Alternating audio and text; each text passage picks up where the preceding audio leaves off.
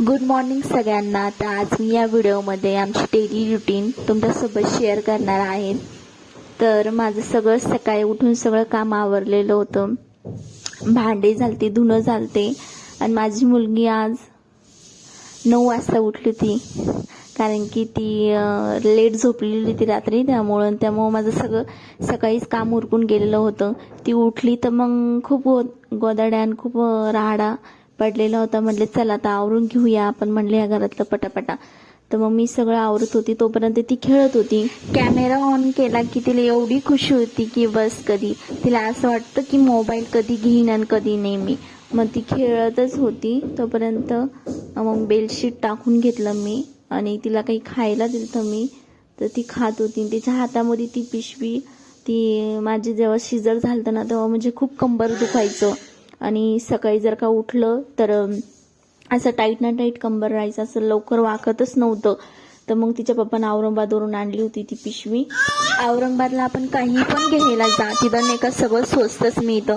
कपडे असू किंवा कोणते पण सामान असू, तिथं म्हणजे रविवारच्या दिवशी बाजार राहतो, तर त्या टायमाला खूप स्वस्त मिळतं तिथं सामान.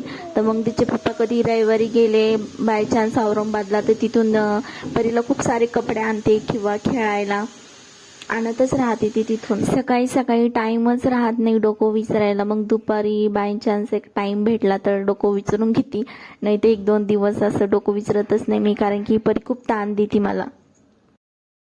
दिवसभर तिच्याकडेच लक्ष द्यावं लागतं, तिला खायला बनावं लागतं, तिच्याकडे पाहावं लागतं. खूप सारा ताण राहतो तिचाच. या आमच्या गोदाड्या आहे, ती रात्रभर सू करते. मग सकाळ झाली की ऊन पडलं की बाहेर, तर मग त्या सुकायला टाकावं लागत्या. तर माझ्या मुलीचं असं आहे की जेव्हा मी सकाळी उठते ना तेव्हा ती माझ्या मागेच उठते. तर जेव्हा म्हणजे समजा मी 6 वाजता उठली तर ती 6 वाजताच उठते. ते मागं तुम्ही शोकेश बघतच असाल, त्या शोकेशमध्ये वरती जेव्हा माझं नवीन लग्न झालं ना तेव्हा म्हणजे यांचे किंवा माझ्या सासू सासऱ्यांचे म्हणजे फोटो होते त्याच्यामध्ये. तर मग मी पण म्हटले चला गड्या माझा पण एखादा फोटो लागू म्हटले तिथं. तर मग 1-2 फोटो होते माझे असे, मी फोटो म्हणजे ते ग्राफरकडे जाऊन फोटो काढलेले होते. मग ते म्हटलं चला शोकेशमध्ये लावूया आपण पण, म्हटले आपले फोटो. तर मग मी सहज लावले होते, माझ्या मनातनं ध्यानात चला म्हटलं आपण लावूया. तर लावले होते मी. तर मग माझी सासू कामाला गेलती, मग ती संध्याकाळी आलती. तर मग ती बोलली की तुझे फोटो कशाला लावले म्हणत होते शोकेशमध्ये. तर मी म्हटले सहज लावले, असंच लावले म्हटले, मला आवडलं म्हणून लावले. तर त्यांना सहन झालं नाही, तर त्यांनी उद्या सकाळी लगेच ते फोटो काढून बाहेर फेकून दिले. तर माझ्या मनाला ती एवढी गोष्ट लागली, असं वाटलं की हे घर माझं आहे. जेव्हा लग्न झालं तेव्हा पण जेव्हापासून म्हणजे ऐकलं हिचं बोलणं, ऐकलं माझ्या सासूचं, तेव्हापासून असं वाटलं गडे हे घर माझं नाही आहे, हे त्यांचं घर आहे. मेन कारण म्हणजे या घरामध्ये राहायचं माझं मेन कारण सांगायला गेलं तर ही माझी मुलगी परी, तिच्यामुळं मेन मी या घरामध्ये राहतं. असं नाही वाटत माझ्या मनाला, असं नाही वाटतं की तिच्या डोक्यावरून तिच्या बापाचा म्हणजे असा हात काढून टाकावा किंवा त्यांचा आधार तिला नाही मिळावा, असं मला बिलकुल माझ्या मनाला वाटत नाही. माझं एक असं म्हणणं आहे, जिथं ज्या घरामध्ये जर का नवऱ्यानं बायकोची साथ दिली किंवा तिचं म्हणणं ऐकलं तर तिला पण तिला आधार मिळतो किंवा तिला सन्मान मिळतो सगळ्यांकडून. जर का तिचा नवरा तिचाच आधार नाही केला, तिचा सन्मान नाही केला, तिला मारलं हाणलं, तिला उलटून बोललं, तर दुसरे पण ओळखून घेते, ते पण तिच्यासोबत तसेच वागते. ज्या बायकोचा नवरा चांगला असला की दुसरे पण तिच्यासोबत चांगले बोलतात, चांगले वागतात, चांगले राहतात, हे माझं असं म्हणणं आहे. आणि जिथं नवरा बायकोची कदर बिलकुलही करत नाही, घरचे पण तिची बिलकुल कदर करत नाही, तिला पण तुच्छ समजते, अरे ही अशीच आहे, ती तशीच आहे. आणि एक मेन गोष्ट मी नोटीस केलेली आहे, सासरच्यांना माहेरचे लोक बिलकुलही खपून म्हणजे आवडत नाही किंवा ते त्यांच्या घरी आले तर त्यांना सहन होत नाही. माहेरचे आता जर का आपण असले तर ते आता त्यांची मुलगी दिलेली आहे, तिथं भेटायला येणारच आहे. भाऊ असू किंवा आई असू किंवा बहीण असू किंवा बाप असू, त्यांची मुलगी आहे, ते त्यांना तिला भेटायलाच येणार आहे, तिच्या लेकराला बघायलाच येणार आहे. गल्लीतल्या बाया असू किंवा माणसं असू, ते म्हणजे चांगले राहतच नाही, कारण की ते एकाचं दोन सांगता किंवा इकडं सासरी एकाचं दोन सांगत्या किंवा तिकडं माहेरला एकाचं दोन सांगता, सासरचं तिकडं वाईट सांगत्या माहेराला, माहेरचं सासरला वाईट सांगता. असं भरपूर लोक आहे की ते म्हणजे असे खोड पाडता, संसार होऊन देत नाही. माझ्या बाऱ्यामध्ये पण असंच झालेले आहे. तर मी तुम्हाला सांगते, माझं पण लव्ह मॅरेज झालेलं आहे. तर मग मी माझ्या फ्रेंडला सांगते की असे म्हणजे आता नवरा बायकोचे भांडणं होतच राहतात. मी कधी माहेरी गेली तर असं म्हणजे भांडणं झाले, मी माहेरी गेली तर मग विचारतात का झालं ग, कशाला आली तू.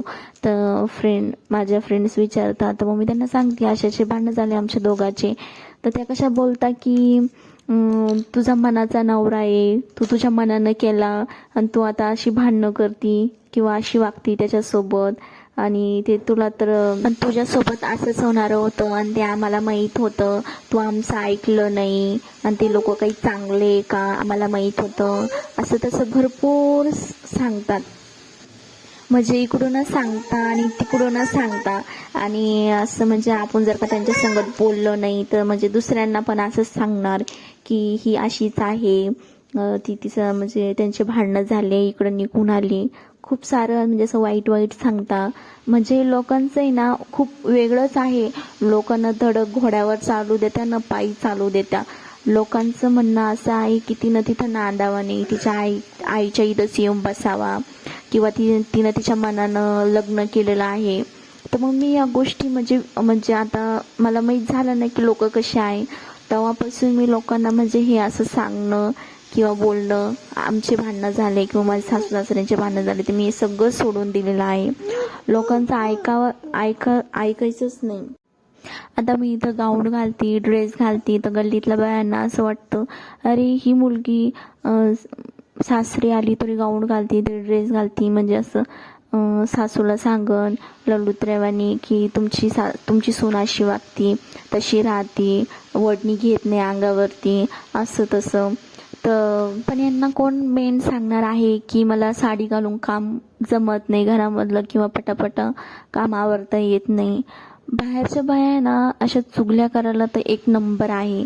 आणि आता मागं एक आमच्या घरामध्ये एक बाई आलती आणि म्हणजे आता लहान मुलं येते तर म्हणजे सू करतच राहतात, 3-4 वेळेस दिवसातून सू करतच राहतात. मग तिची म्हणजे पॅन्ट काढून घेतली होती मी आणि मग ती खेळत होती. मग ती आमच्या घरी एक बाई आली होती, तर म्हणजे परीला पॅन्ट नव्हती घातली मी तेव्हा. मग ती खेळत होती, मला जाऊ द्या खेळू द्या म्हटले तिला तसंच. तर मग ती बोलली का गं म्हणे तू एवढी शिकलेली आहे आणि तू मुलीला पॅन्ट नाही घातली म्हणे, असं तसं बोलत होती मला. तर मग मला ते सहन झालं नाही, मला कोणाचं म्हणजे असं बोललं की मला सहन होत नाही. तर मग मी तिला डायरेक्ट बोलली की लहान लेकरू आहे ते 24 तास लघवी करतच राहतं, तर मग मला काम राहतं. तर म्हणले जाऊ द्या, तर तिला खेळू द्या म्हणले, नंतर मी तिला पॅन्ट घालून देईन. तर मग ती माझी ऐकून असं वाटलं की बया खरं मेन चांगल्या राहतच नाही. स्वतःचं सुनाचं चांगलं सांगायचं आणि दुसऱ्यांचं सुनाचं वाईट सांगायचं, असं राहतं भयांचं काम. मी या घरामध्ये लग्न करून आली तेव्हापासून मी कोणत्याच बायासंग, गल्लीमधल्या कोणत्याच बायासंग बोलत नाही किंवा बाहेर जात नाही. मी माझ्या कामाशी काम करते, घरातलं काम आवरलं की बस मुलीला बघायचं आणि बस तेवढंच. आणि बायांचं असं आहे की आपण त्यांच्या संग बोललो नाही तर लगेच म्हणतात ती फुगीर आहे, ती जादाच करते आणि बोलत नाही, असं तसं. तर मग मी ते सगळं सोडून दिलेलं आहे.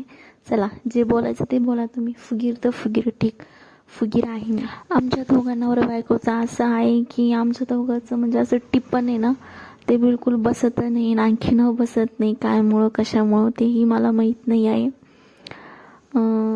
भरपूर म्हणजे असं बोलता की तुम्हाला म्हणजे असं बाहेरचं करेल आहे असं, पण मला त्याच्यावर बिलकुलही विश्वास नाही आहे. मनामध्ये राहतं ते. एक मेन म्हणायला गेलं तर नवरा बायकोमधला विश्वास असला तर संसार होईल. विश्वास एकमेकावर नसला तर संसार बिलकुल होणार नाही.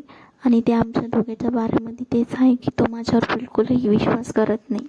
आमच्या दोघांमध्ये असं आहे की मला असं वाटतं की त्यांनी माझं ऐकायला पाहिजे आणि त्यांना असं वाटतं की मी त्यांचं ऐकायला पाहिजे. त्यामुळं आमचं नाही का दोघाचं टिफिन बिलकुलही बसत नाही. चला जाऊ द्या, तो विषय सोडून द्या. मी तुम्हाला माझी डेलीची रुटीन दाखवणार आहे आणि कुठं गेलं ते बोलणं.